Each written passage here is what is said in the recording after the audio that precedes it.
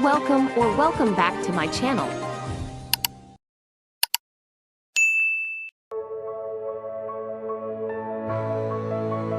Ipinakilala ng aktor na si Albie Casino sa mundo ang kanyang anak na si Roman Andrew. Tinanggap ni Albie Casino ang isang bagong kabanata sa kanyang buhay habang natutuwa siya sa pagiging ama. Sa isang Instagram post, ibinahagi ng aktor ang isang video kung saan unang beses niyang nakilala ang kanyang anak. As seen in the clip, dumating si Albie sa airport at sinalubong siya ng kanyang non-showbiz girlfriend na si Michelina at ng kanilang anak. Kinalong ni Albie ang kanyang anak at binigyan ito ng mga halik sa pisngi.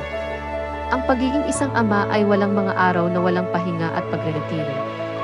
Wala akong ibang paraan. Sa wakas ay nakilala ko na ang aking anak. "Hello Roman Andrew, the world is yours little man," said ni Albie Casino.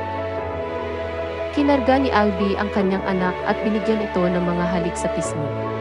Sinabi sa akin ng isang mahusay na tao, ang pagiging isang ama ay walang mga araw na walang pahinga at pagreretiro.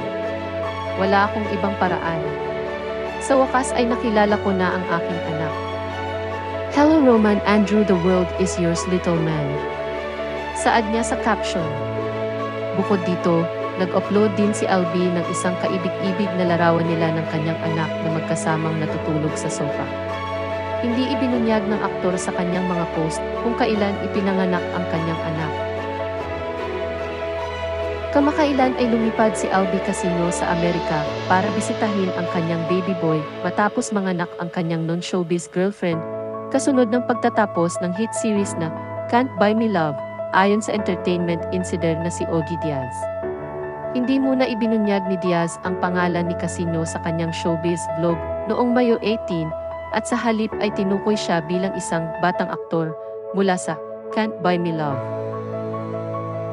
Ito ang nagbunsod sa kanyang mga co-host na sina Loy Villarama at Joe Sapoco na hulaan ang mga pangalan, bago tuluyang isiniwalat ni Diaz na si Casino nga iyon.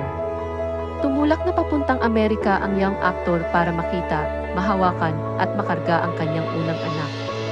Ang kanyang baby boy kasi, ang kanyang girlfriend na isang foreigner, ay nanganak noong Abril 30. Saad ni Ogie.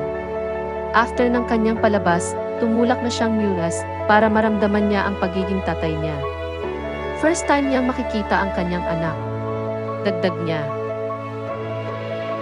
Sa pagsaad sa nakaraang inkwentro kay Casino, sinabi ni Diaz na nais ng aktor na mabunyag ang ulat tungkol sa kanyang baby boy kapag nakaalis na siya ng bansa. Ibinahagi rin ni Diaz ang malabong larawan ng isang natutulog na sanggol na nakahiga sa kama. Proud siya talaga. Sabi niya kasi sa akin, "Hintayin mo muna akong makaalis, Tito Ogie." Nakita ko, napakagwapo. Hawig din kay Albie. Sobrang tuwang-tuwa si Albie, hindi niya makontain ang kanyang nararamdamang saya. "Congratulations Albie," saad ni Ogie Diaz.